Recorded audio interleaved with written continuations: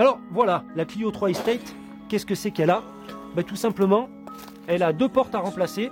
Vous voyez là, ici, il y a une déformation, là, juste là-dessous, là, de mon doigt, sur le bas de caisse.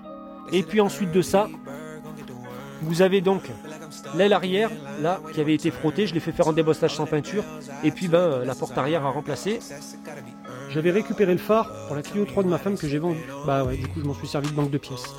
Et ensuite de ça, donc là, j'avais redressé, du moins, j'avais repositionné le prisonnier dans le bas de caisse. Vous savez, je vous avais dit que le prisonnier avait été sorti un petit peu.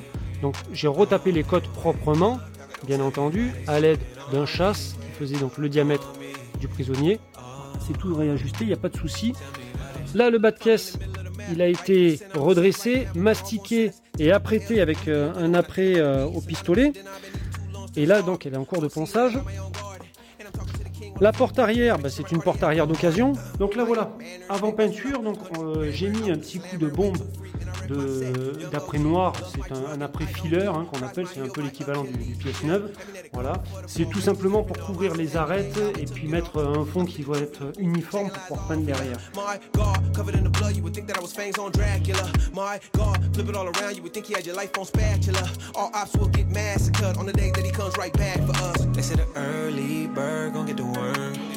Feel like I'm stuck in line, waiting my turn. All of the L's I took are lessons I learned. Success, it gotta be earned. Tell me why they sleeping on me, on me. Tell me why they sleeping on me, on me. Fasciné d'automobile depuis mon plus jeune âge, mon hobby, acheter au meilleur prix des véhicules aux quatre coins de l'Europe, voire du monde, pour ensuite les remettre en état et les proposer à la vente. Du véhicule sinistré au véhicule de collection, les surprises ne manquent pas. Le plus compliqué, respecter le budget et tenir les délais. Bienvenue dans Gasoline Auto.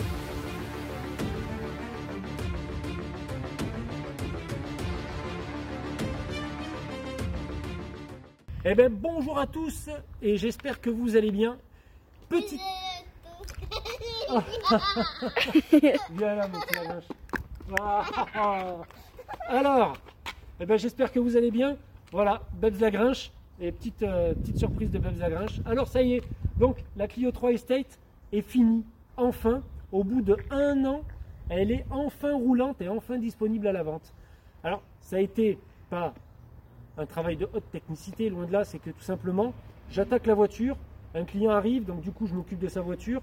Ensuite de ça, j'ai un petit temps mort, donc c'est bon, je me remets sur la Clio, de nouveau un autre client arrive, et voilà, et ça a été que ça. Et puis ensuite, après, j'ai eu une période où j'avais pas mal de boulot, et ce qui fait que du coup, j'ai laissé la Clio en stand-by, et là je m'y suis remis parce que il y avait une petite baisse de travail, donc j'en ai profité pour pouvoir la finir. Donc, vous pouvez admirer, petit pôle illustré sur le latéral, bien entendu. Donc, a été repeint l'aile avant, la porte remplacée et repeinte. Il y a aussi donc la porte arrière qui a été remplacée, l'aile arrière qui a été réparée et le pare-choc arrière qui a été réparé. J'en avais profité aussi derrière pour repeindre les intérieurs de porte.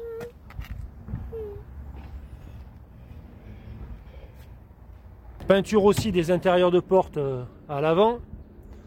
Voilà. Et puis bon, vous allez voir dans la vidéo, j'ai peint les poignées de porte, les baguettes, tout ça vraiment pour la mettre, on va dire, en parfaite conformité. Donc voilà un petit peu.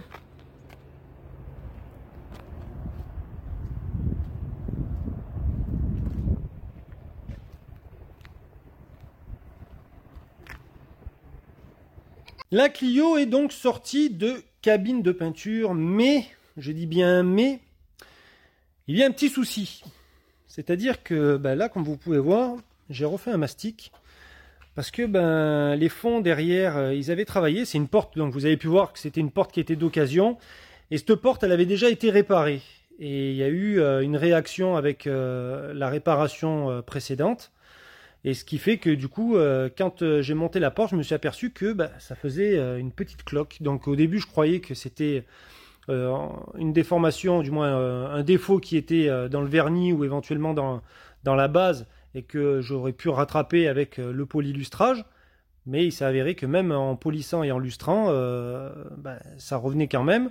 Et en plus de ça, je me suis aperçu qu'au plus, et c'est tout à fait logique, au plus je le ponçais et que je le lustrais, au plus la bulle commençait à s'élargir et à prendre de l'ampleur. Donc j'ai décidé de gratter au cutter et ensuite de ça, de faire un petit mastic avec, derrière, un petit voile d'après. Alors là, vous pouvez voir que, oui, forcément, il y avait quelques petites, on va dire...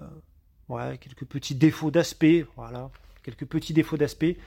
Alors, pour les dames, on dira de la cellulite et des capitons, voilà. Donc, les femmes sauront de quoi je parle. Donc, du coup, je me suis dit, un petit gommage ne pourrait pas lui faire de mal. Alors, je l'ai attrapé, je l'ai poncé au 2000, au 3000 et au 4000. Bien entendu, avant, j'ai poncé égrener les petits grains qu'il y avait de poussière par-dessus.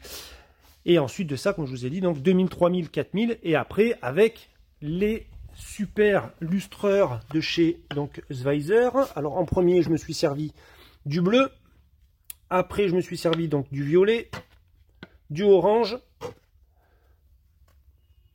du Carpro Essence Plus. Et à la fin, j'ai mis donc la cire lustreur au Carnauba de chez Abel-Auto. Voilà. Et maintenant, voilà un petit peu le rendu. Ah, c'est un miroir. Alors, c'est vrai que c'est quand même abusé pour une Clio 3, mais voilà, la voiture elle est noire et tout. Franchement, c'était pas top, ça me convenait pas. Donc, je vous laisse un peu admirer le travail. Bon, là, c'est parce que tout simplement, c'est de la poussière.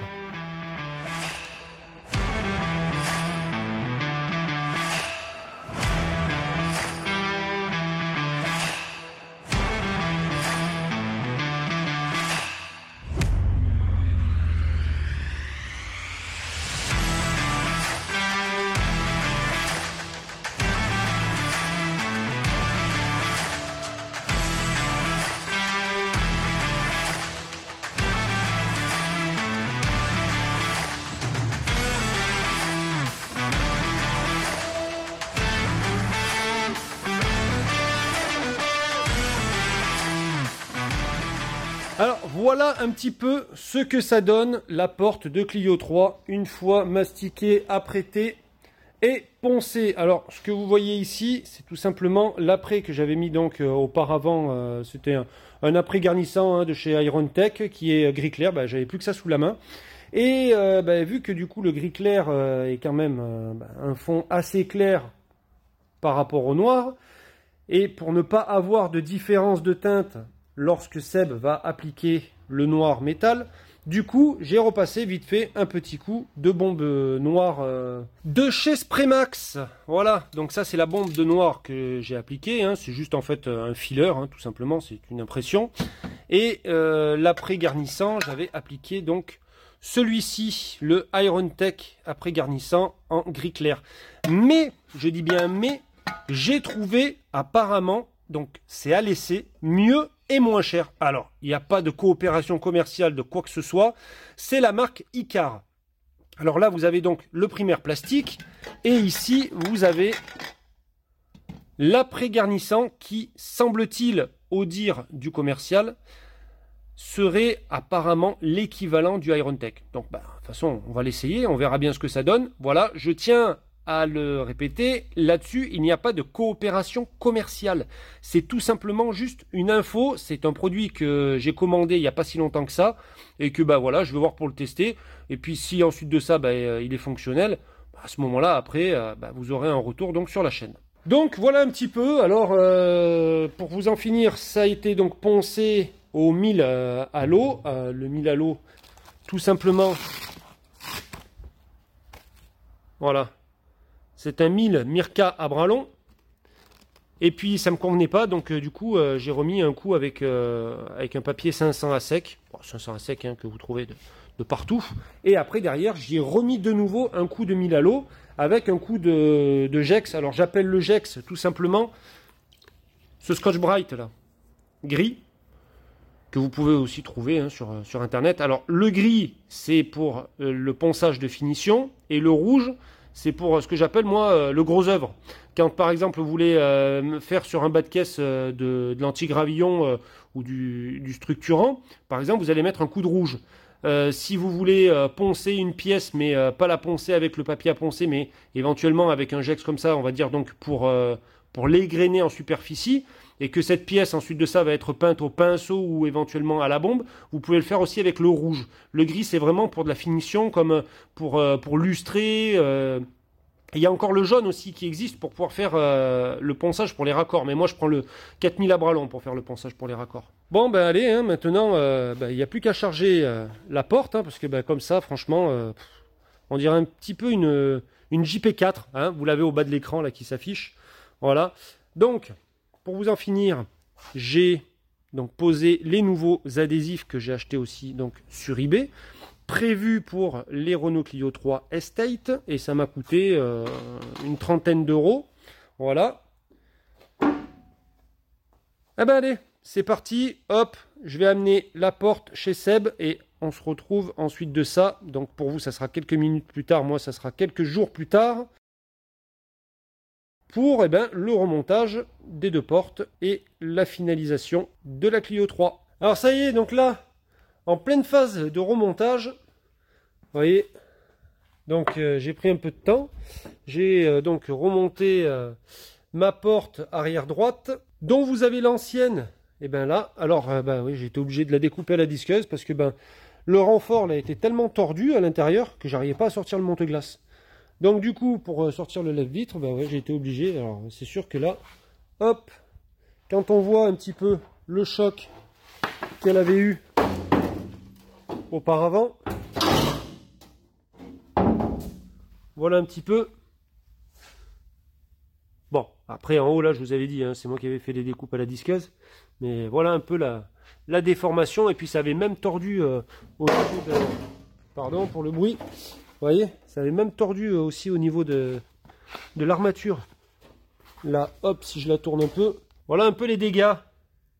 Donc ouais, il y avait quand même eu un bon petit choc. Hein. Vous voyez un petit peu l'armature là était quand même bien pliée. Bon, après ça n'a pas plié les charnières et tout, mais voilà, la porte avait quand même bien absorbé.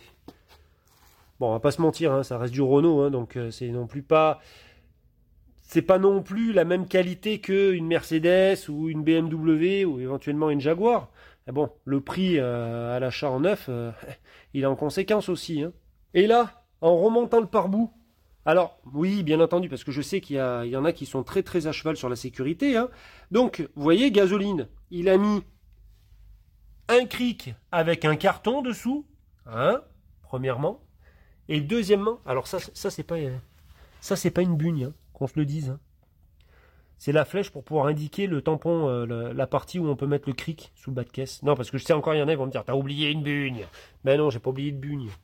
Et là, bien entendu que j'ai mis une chandelle dessous. Ben oui, et la sécurité avant tout, attendez, oh. J'ai pas encore 40 ans et franchement, j'ai encore envie de vivre quelques années, hein, donc merde. Hein. Je vais prendre soin de moi. Hein. Et là, je m'aperçois, en remontant le pare-bout, qu'il y a des ressorts d'amortisseurs Aibar. Donc la référence, c'est 75 00 808 HA. Alors, ça y est, voilà. Donc j'ai récupéré la porte chez Seb. Enfin, normalement, on ne devrait plus être ennuyé. Si vous vous souvenez, ça avait travaillé ici, là. Donc on l'a laissé quand même 3 semaines sécher dans la cour de chez Seb, dehors en plein soleil. Et les poignées de porte sont là. Voilà, donc je les ai poncées au 800 à l'eau pour pouvoir enlever l'espèce de peinture grise qu'il y avait dessus là. Et puis du coup, vu que j'avais encore quelques poignées, on va dire, de côté, et j'en ai profité pour pouvoir en faire 4. Et ça m'évite de démonter celle qu'il y a sur la voiture et de laisser tout démonter dans la voiture. Voilà, puis celle-là, il y avait quelques petites éraflures ici, là, donc du coup, je les ai mastiquées, j'ai mis un petit voile d'après, bien entendu. Et puis là, maintenant, je m'apprête à les peindre avec, donc déjà, un primaire d'adhérence plastique, voilà, de chez Icar, un voile de VS4, histoire d'être, on va dire, avec un fond qui soit quasiment proche de la teinte finale. Et la fameuse peinture qui est prévue donc pour faire les poignées de porte des Renault. Voilà ce que ça donne une fois donc fini les poignées.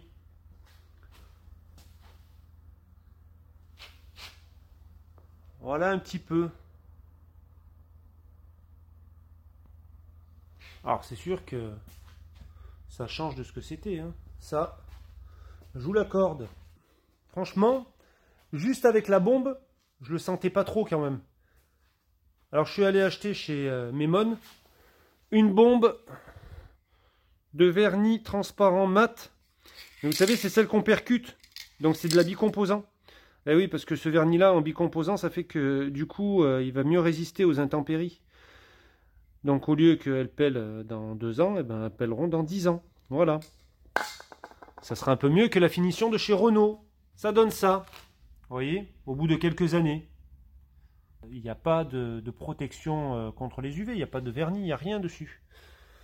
Là, juste en y mettant un petit coup de ponçage, là, quand je les ai poncés, les autres, je mettais juste un petit coup 800 à l'eau, poum, déjà on était sur le noir.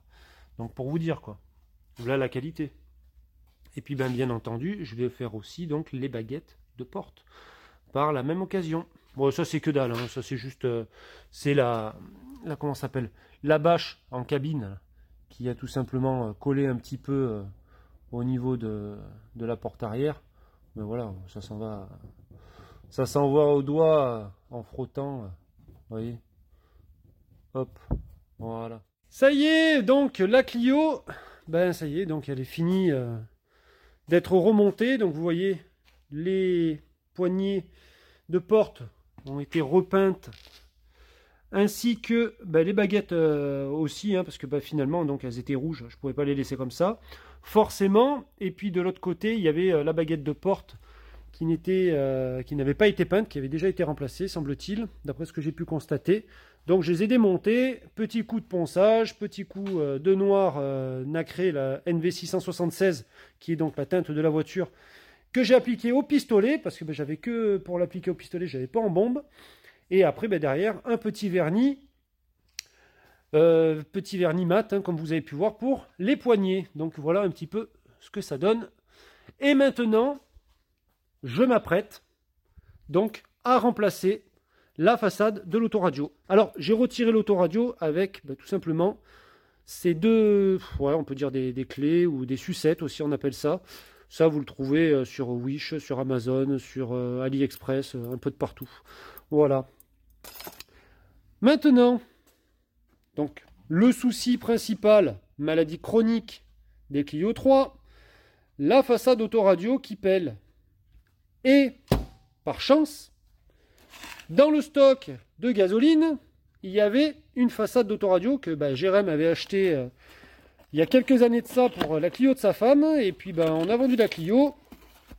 Et la dame qui a acheté la Clio ne voulait pas l'autoradio d'origine. Donc du coup, je me suis retrouvé avec une façade en stock. Et je me suis dit, belle aubaine, ça pourra toujours servir. Et je ne sais même pas si à l'heure d'aujourd'hui, c'est toujours disponible chez Renault. Honnêtement, je ne peux pas vous dire parce que ce serait vous mentir.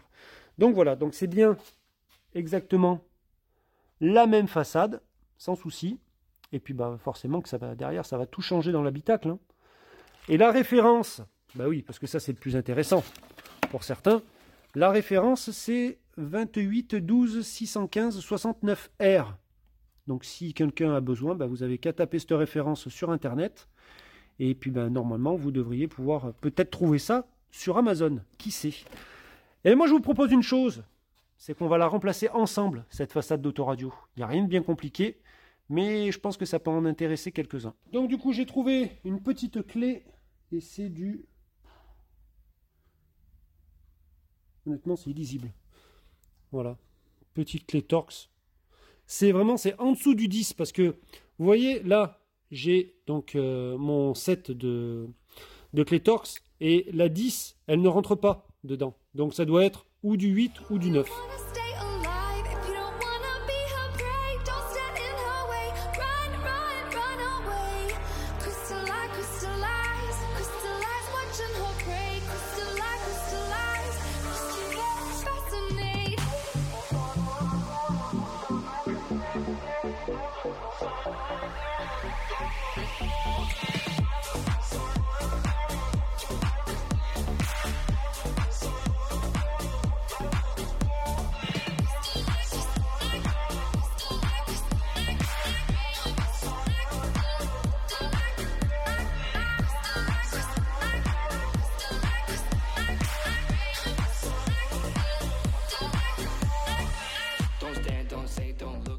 Alors, petit conseil, quand vous reclippez la façade de l'autoradio, bien faire rentrer cette languette dessous la partie métallique.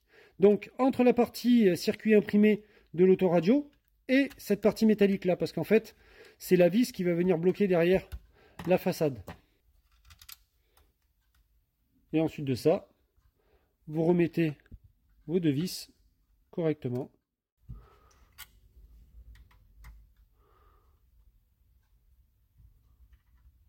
Et voilà le résultat final. Bon, mais maintenant, on va les tester dans la voiture, voir si ça fonctionne. Alors, le fil rouge sur le bouton rouge. Voilà. Ensuite de ça, celle-ci, elle va en bas. De toute façon, il y a des détrompeurs, hein, donc honnêtement, pour arriver à pas le brancher dans le bon sens, il faut vraiment en vouloir. Hein. Hop là. Forcément qu'il va nous demander le code autoradio, vu qu'on a débranché l'autoradio. Alors, le code autoradio. Est-ce qu'on l'a ici, le code autoradio? On l'a là, 0447 447. 0447. Oh putain, on est bon quand même. Hein. Alors, l'autoradio. Hop là. Ah, mais même pas. Voilà. On retrouvera sûrement aussi un super modèle en morceaux. Nickel chrome. Pour la commande Elvis, fonctionne. sur Elvis Presley. En tout cas, Et ben voilà. Sur scène, ça y est. Elle a rajeuni encore de 10 ans. Et je me suis dit aussi que par la même occasion, hein, à y être dans la Gêne, il n'y a pas de plaisir. Bah du coup, j'ai fait disque et plaquettes. Voilà. C'est tout neuf. Et puis, bon, bah, bien entendu, hein, j'ai graissé les coulisseaux, donc je les ai sortis, je les ai nettoyés, j'ai mis un petit peu de graisse et un petit peu d'huile. Et puis, en même temps, bah, j'avais même aussi nettoyé les, comment ça s'appelle, les supports métalliques qu'on a en dessous des plaquettes, je me souviens même plus le nom. Et à y être aussi, ouais, une petite purge de frein. Bah oui, tant qu'on y est, ça mange pas de pain. Parce que sincèrement, après y avoir bien regardé, disque et plaquettes, c'était pas bien beau. Ça, c'était le disque côté gauche. Vous voyez, il est tout rayé là au bord. Donc je me suis dit, ah Jérém, tu peux pas vendre une voiture comme ça, c'est pas bien beau. Ça le fait pas. Honnêtement, c'est pas la signature de gasoline. Donc ben voilà. Du coup, j'ai changé disque et plaquettes. Hop, l'autre non. L'autre, il était en meilleur état, l'autre derrière. Oh, ça c'est rien, ça c'est juste du liquide de frein qui avait coulé. Et là maintenant, on va passer donc à une phase de... Ouais, on va dire que c'est un peu du bricolage. Du bricolage, voilà, vous allez voir un petit peu. Je vous explique, vite fait. En fait, il y a des petits malins qui ne savent pas démonter les garnitures de porte. Donc forcément, du coup, ben, ils cassent les plastiques. Mais je suis allé donc à la casse. J'ai récupéré donc cette garniture de porte sur laquelle... j'ai donc récupéré ce morceau. Alors vous allez me dire, oh, mais comment t'as fait? Bah, tout simplement, là il est serti. Bah, j'ai juste percé le sertissage et en bas il est clippé. Bah, voilà, je l'ai déboîté et puis maintenant je vais le remplacer parce que tout simplement, chez Renault, ils vendent la garniture complète. Mais bon, honnêtement, moi, je n'allais pas remplacer une garniture. Allez, trêve de plaisanterie, je vais vous montrer un petit peu tout ça. Vous allez voir, c'est un jeu d'enfant.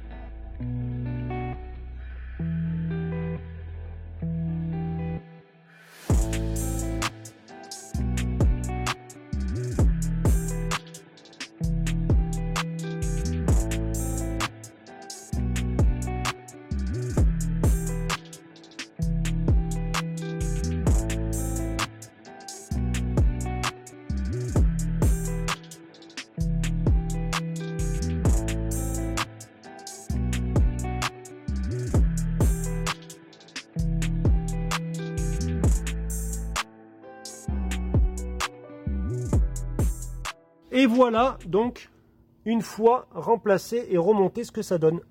Alors certes, certains vont dire que des fois j'ai un peu tendance à apporter de l'attention à certains détails. Mais franchement, pour moi, les détails, c'est ce qui fait la qualité et la finition d'un véhicule d'occasion. Et c'est ce qui fait que le prochain acheteur va plus craquer pour celle-ci que pour une autre. Donc le volant tout neuf de chez L'As du Volant Cuir, bien entendu, vous avez les coordonnées qui s'affichent au bas de l'écran. Et précédemment, vous aviez vu donc le remplacement de la façade autoradio. Pareil, il n'y a rien d'extraordinaire.